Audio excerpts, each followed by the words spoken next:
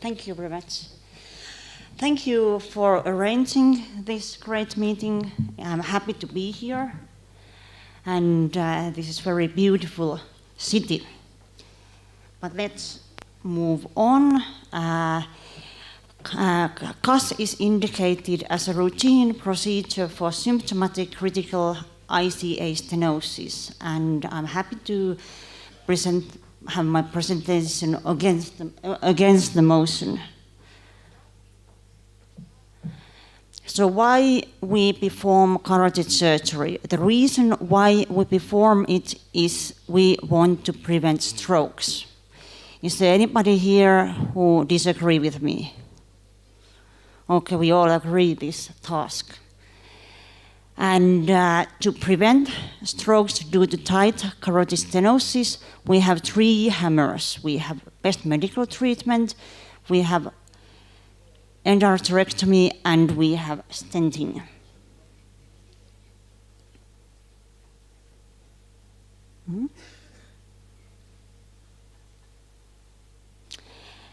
Because intervention has been proven to be more effective than best medical treatment, this debate is a battle between stenting and surgery.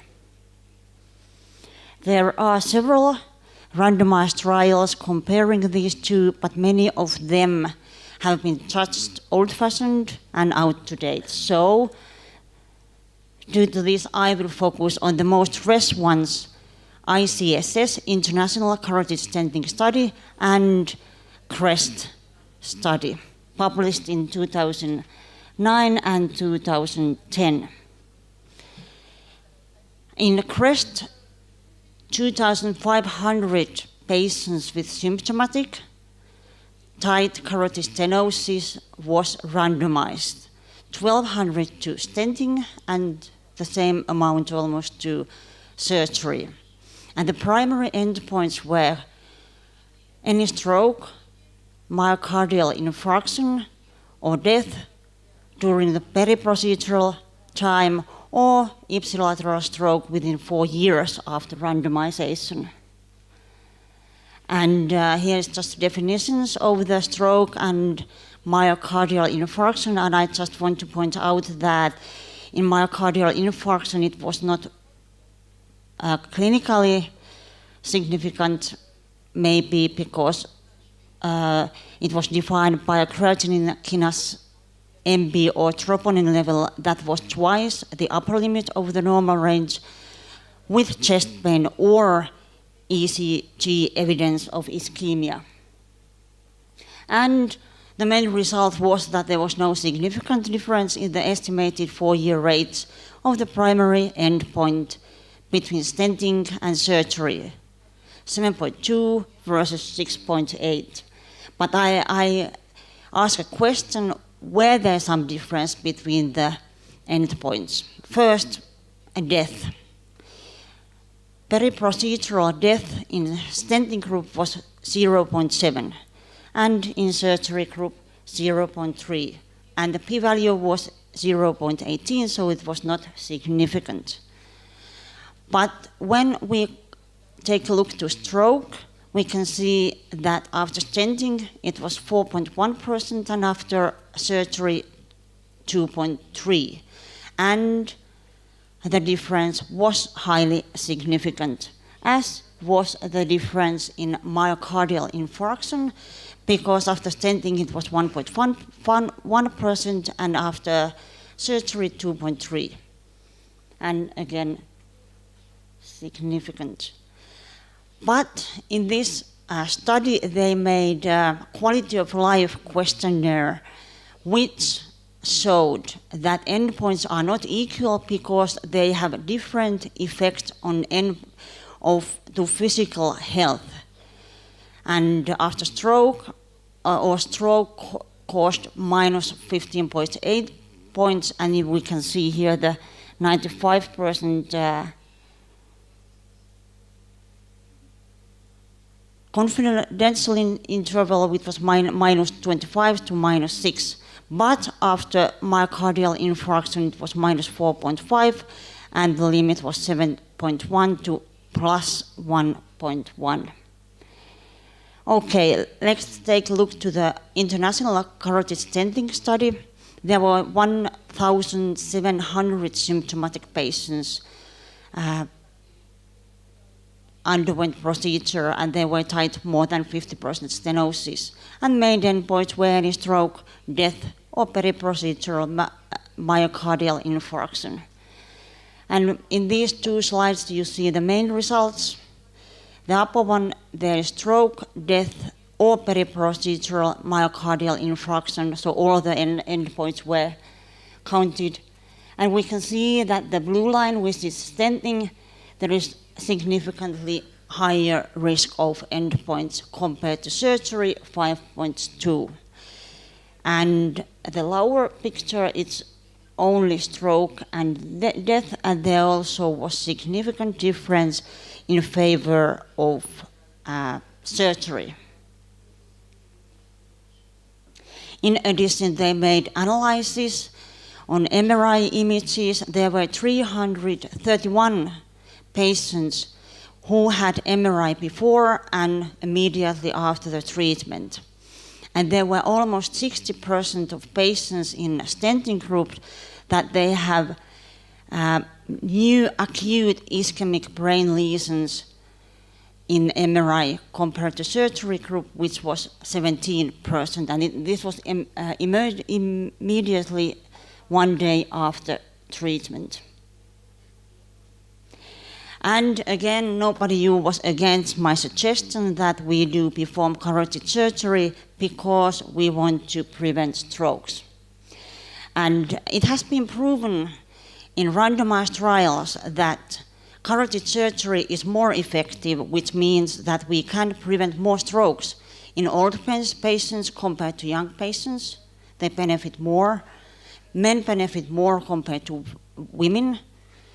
When symptom is minor stroke or TIA compared to amaurosis fugax, when the stenosis is tight compared to moderate stenosis, when the lesion is ulcerated or soft, which means it's unstable, compared to calcified stenosis, and also when surgery is performed less than 2 weeks after the symptom compared to delayed procedure.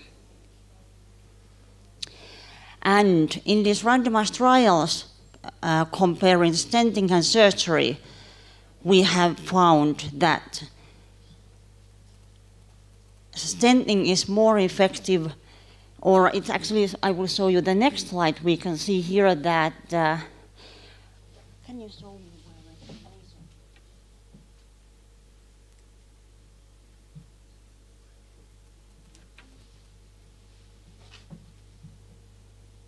Yes.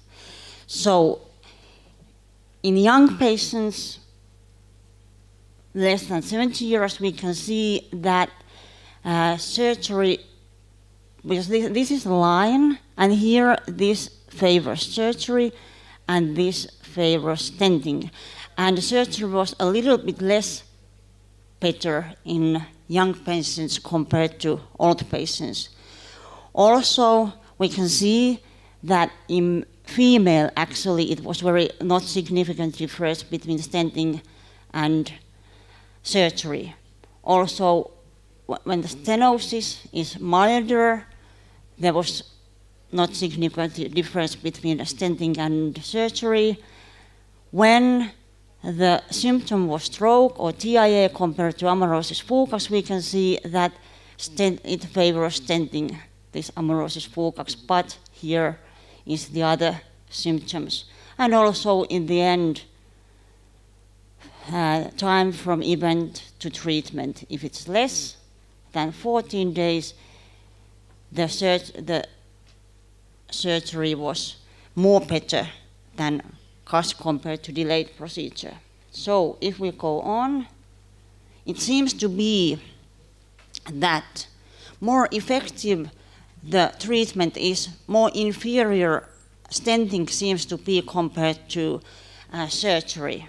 And when there is vulnerable plaque in old patients, the number needed to treat is smallest. It seems to be that surgery stenting is less effective and surgery is more effective. When we select the treatment method to our patients, the decision should be based on scientific data, not the feelings.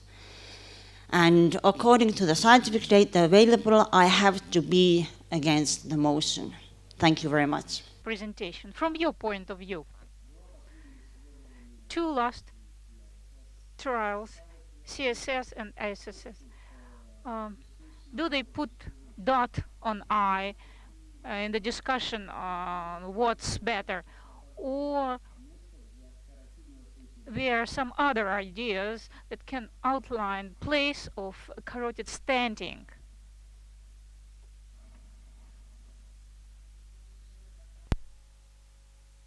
Извините, are you aware of other ideas in addition? Any perspective, any future of carotid stenting from your point of view in the future? What about the use of carotid stenting in the future? Well, in the future, the role. Well, nowadays we do perform stenting in the cases of restenosis, when there had been radiation in neck, maybe some more other anatomical difficulties. I don't know, did you mean that if we can improve the stenting or results of the stenting to avoid the complications, then we might accept it? Well, of course, if we, for example, of course, if we develop stenting and we prove it to be better, why not? We can change our policy. Or was this what you tried to find?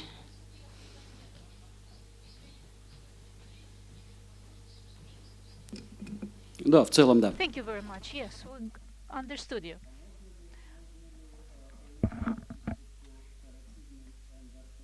Can we improve statistics or outcome of carotid end arterectomy with the use of better patient selection, for instance? Difficult question, because as we know, more vulnerable the plaque is, the more effective is the surgery. And then again, more dangerous is surgery.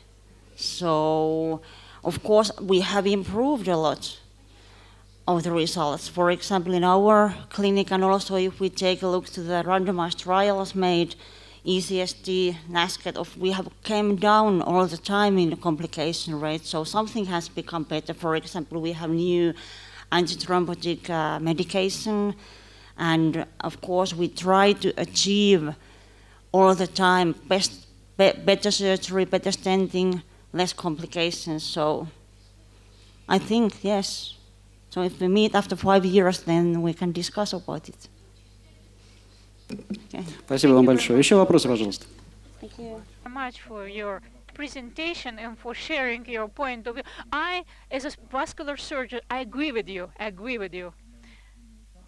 My name is Alexander. I'm from Ivanova. But I would like to hear from you. What's your opinion on asymptomatic patients?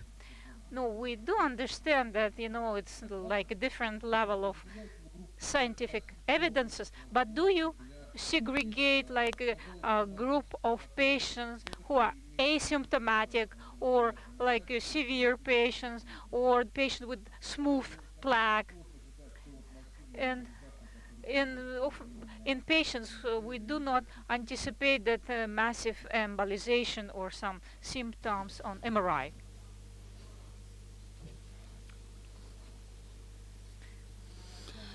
Again, I'm thinking of your question.